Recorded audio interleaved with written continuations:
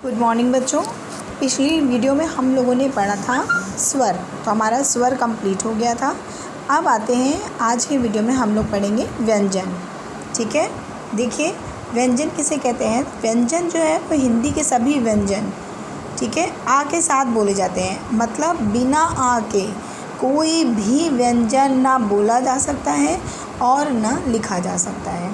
ये देखिए क, जब हम क बोलते हैं तो साथ में अ आता है, तो क धन अ, तब पूरा बनता है क। और क में जब हलंत लगाते हैं तो इसका मतलब होता है कि ये आधा का हो गया। और इसके साथ क्या करते हैं, स्वर को लगाते हैं। बिना स्वर का कोई भी व्यंजन नहीं लिखा जा सकता है, ना बोला जा सकता है। क, ख, ग, घ, च, छ, ज, झ, देखिए सब में आ आता है। ठीक है, तो जिन वर्णों का उच्चारण स्वरों की सहायता से किया जाता है उन्हें हम क्या कहते हैं, व्यंजन कहते हैं। ठीक है, जिन वर्णों का उच्चारण स्वरों की सहायता, अर्थात हम बिना स्वर की सहायता के व्यंजन को ना बोल सकते हैं ना लिख सकते हैं। तो जिन वर्णों का उच्चारण स्वरों की सहायता से किया जाता है उन्हें व्यंजन कहते हैं। इसके उच्चारण में हवा रुककर मुख से बाहर निकलती है।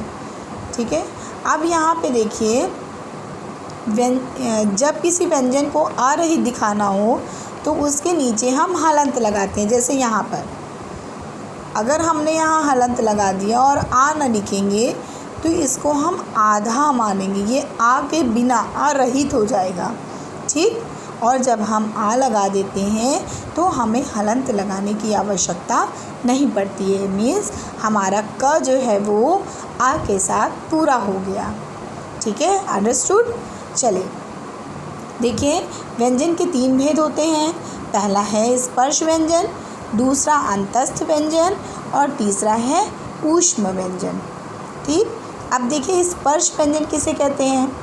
इनके उच्चारण में जीभ मुख के अलग अलग स्थानों का स्पर्श कराती है। बोलने में जीभ जो है वो मुख के अलग अलग स्थानों का स्पर्श कराती है। स्पर्श का मतलब छूना, टच करना। ठीक है, इनकी संख्या 25 है।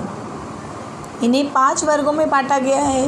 का वर्ग, चा वर्ग, टा वर्ग, ता वर्ग और पा वर्ग। ये 5 वर्ग होते हैं जिन्हें हम स्पर्श व्यंजन को बांट सकते हैं। ठीक है, ये वर्ग हैं इनके। का से लेके माँ तक ये 25 व्यंजन क्या कहलाते हैं, स्पर्श व्यंजन। अब जैसे का वर्ग, चा वर्ग, टा वर्ग, ता वर्ग, पा वर्ग होता है, उसमें आप ये देखिए कि का वर्ग में क्या आता है, का, खा, गा, घ, अंगा। चा वर्ग में क्या आता है, चा, छा, जा, झा, या। टा वर्ग में क्या आता है, टा, ठा, डा, ढा, अणा। ता वर्ग में ता, था, दा, धा, ना। पा वर्ग में पा, फा, बा, भा, मा। तो इनके कुल जो है वो 5 वर्ग होते हैं। अब आते हैं अंतस्थ व्यंजन में। तो अंतस्थ व्यंजन क्या होता है, इनके उच्चारण में वायु जो होती है वो मुख से बहुत कम समय के लिए रुकती है। इनकी संख्या केवल 4 है, य, र, ल, व। देखिए कितनी जल्दी ये बोला जाता है, इनका उच्चारण कितनी शीघ्रता से कर लिया जाता है। यानी वायु जो है बहुत कम समय के लिए ये मुंह में रुकती है। तो य, र, ल, व। अब आते हैं हम लोग तीसरा ऊष्म व्यंजन। ऊष्म का मतलब तो समझते ही हो, ऊष्म का मतलब होता है गर्मी। ऊष्म का मतलब होता है गर्मी। ठीक है, तो यहाँ देखिए इन व्यंजनों के उच्चारण में मुंह से रगड़ खाने के कारण हवा में ऊष्मा रहती है, गर्मी रहती है। ठीक है, हवा में क्या रहती है, गर्मी रहती है। तो देखिए इनकी संख्या भी 4 है।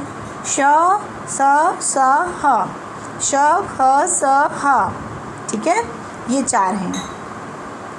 अब देखिए संयुक्त व्यंजन। अब संयुक्त व्यंजन क्या होता है, जब भी व्यंजन एक से अधिक व्यंजनों के मेल से बनता है वो संयुक्त व्यंजन कहलाता है।